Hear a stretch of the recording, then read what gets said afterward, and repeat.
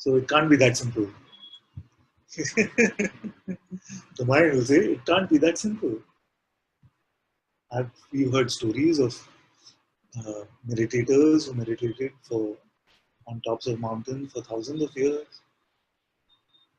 Yeah, there were meditators who meditated so much that there were anthills that formed on top of them, and people didn't even recognize that there's a sage meditating over there. Just look like that. There's an anthill. These kind of stories we heard. So if those had to do all of that, how can Ananta now sit here and tell all of us that what that sage was after is already here before you can even intend to meditate?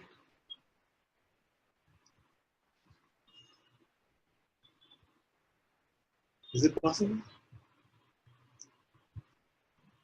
The mind has a story. It says in the last birth, you did all that. He says the mind has a story. He's saying that the mind is saying in the last birth you must have done all that already. So all the backlog is done. Yes, now now you're ready.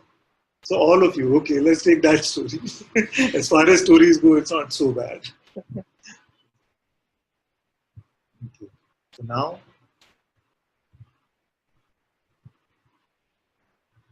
once we played this game, which is a very nice one, a few times, a couple of times we played. I said, complete the sentence. I am awareness, but fill in the blank. There's a blank after but.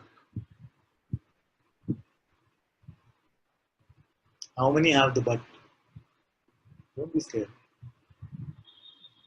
We have the but. What is it? Can you hear me? I am awareness, but I choose to get distracted and move away into phenomenality. At times I feel that vastness and complete undifferentiated nothingness. And then, but most of the time I drift from there. I'm stuck in attention. My attention flows and wanders and gets captured on whatever the thing is in front of me. Very, very good. Let's stay with this. I'm very happy with what Murad said. So let's stay with this. He says, sometimes I see this unlimited vastness. And on other times, my attention gets caught up in other worldly things. So right now, I am also seeing all these worldly things. All these bodies are sitting in front of me. There is a computer in front of me. Attention is here. So what happened to that which witnessed both this vastness and now witnesses the world?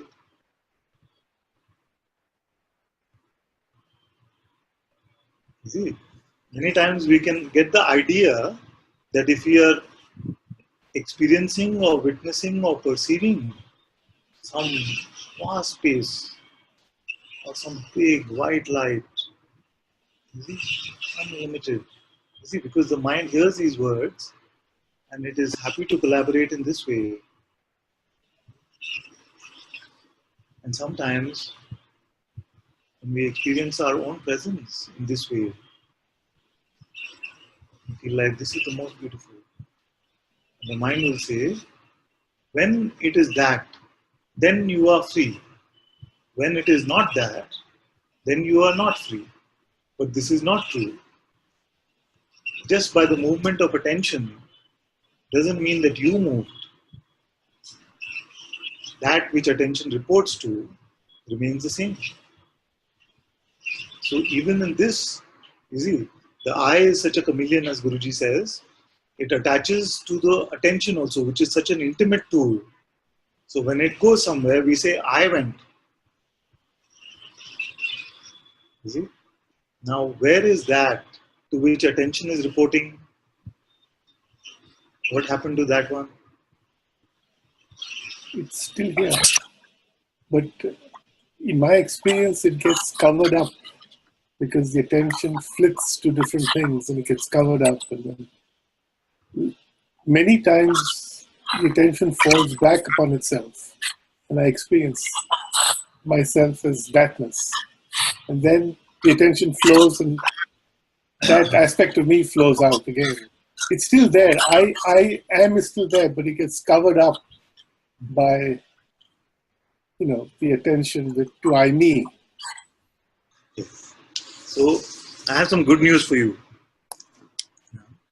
I have some good news for you, which is that, you see, let's take another way of putting the same thing, what he's saying. He's saying that I find myself, you see, as if it is an outward movement or an inward movement. You see? And at times, there comes an obstacle in the middle. You see? It gets covered up means it gets blocked. You see? So, what I'm saying to you is the truth of what you are is neither an outward movement nor an inward movement. Therefore, the movement of attention, although can be an aid sometimes in the self-inquiry, in the recognition of what you are, it is not a prerequisite that those who are enlightened or those who are sages, their attention must only be in awareness itself. Then why would they wake up into this waking state called the world?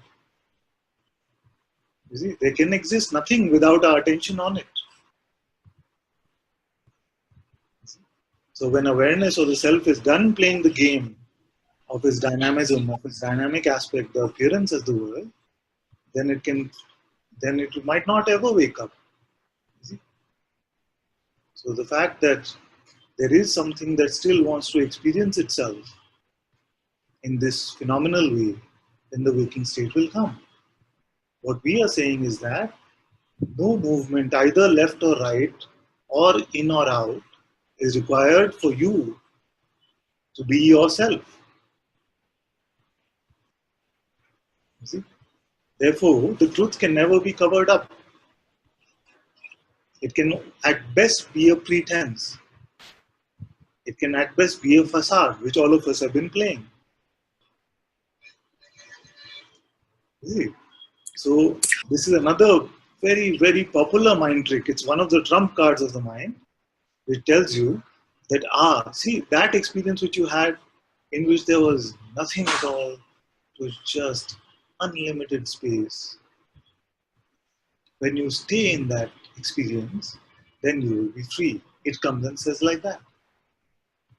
I am saying to you that no matter what appearances are coming and where attention is going, you remain unlimited irrespective. Beautiful. Yes. Beautiful. So now let's take a simple example so we can relate to this in a simpler way. You see, if you always thought or you were always told by everyone, your parents, your family, all the people you met, and a voice in your mind that actually the sun comes out from the west. This is what you always believed. Then you meet someone, a rare one comes on your path. He says, "What are you saying? The sun doesn't come from the west, it comes from the east." Then you say, no, it can't be. And if you trust this one, he'll say, okay, tomorrow morning wake up at this time and you check. You check. So you check and the sun came from the east. You say, maybe it is only today. Maybe this one did some magic on me. Or maybe his presence is so magical that it's so easy to check that the sun comes from the east.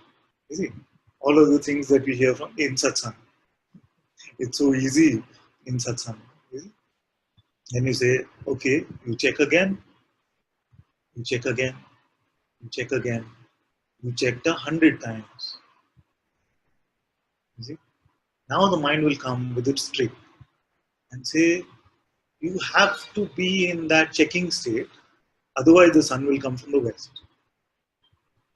It's because you are looking that the sun is coming out from the east. You see?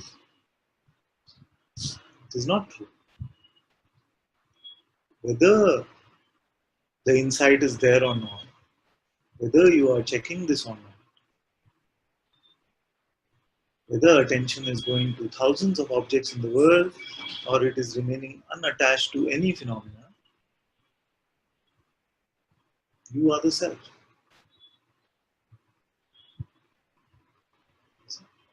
So let's see what it means when you say or someone says that it gets covered up. What is this process of covering up? This is what we are discovering, isn't it? Now, all of you, move your attention wherever it wants to go and tell me how the self went away. Don't try to control your attention. Let it go wherever it wants. Tell me how the self went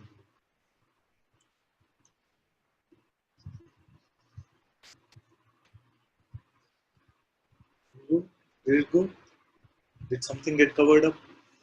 No. Attention got attracted to some objects. Some phenomenal content was perceived. Where did you go? Did you lose yourself? Nobody can lose it. Because if you lost yourself, then who is looking at attention going here and there? You are still here, the witness of even attention. So attention goes. Now what happens? The voice of the interpreter comes. Suppose now attention went on a bodily phenomena called pain or anger, frustration, any of these popular ones. Sensation is there. Attention going to it, no trouble. Nothing got covered up. You don't find an individual experiencer of this pain. Is it? But the voice comes and says, see now, till you are free from this anger, till you are free from this frustration, you will not be free. Is it? The instant we buy this concept about ourselves, then it seems like our individualized identity comes to the fore again. Without this, there is no covering up. Wherever your attention might wander, you never lose the self. Even in the belief to the thought, you actually don't lose the self, you just attach. So if I is the self, I being is I am, you see? And then with this concept, I must be free of pain, or I must be free of anger, or I must be free of lust, or I must be free of something. Consciousness then poses as if it is something now limited.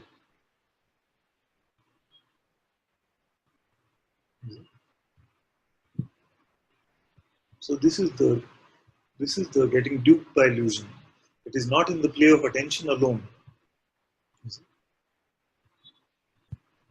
is attention working in coordination with belief. If you have a bank locker, one key is with you, the other key is with the banker. When you go to the bank to open the locker, both have to go. At least it still functions this way. I don't know. So you turn one and the banker turns the other one. So both attention and belief have to work in coordination for you to pose as if you are something limited. That's why when the Zen master said, let all thoughts come and go, don't serve them tea. He did not say, don't let any thoughts come. All that is coming can come. Don't serve them the tea of your belief. Don't identify. With what? With what? Only the next one. I made it super simple for you.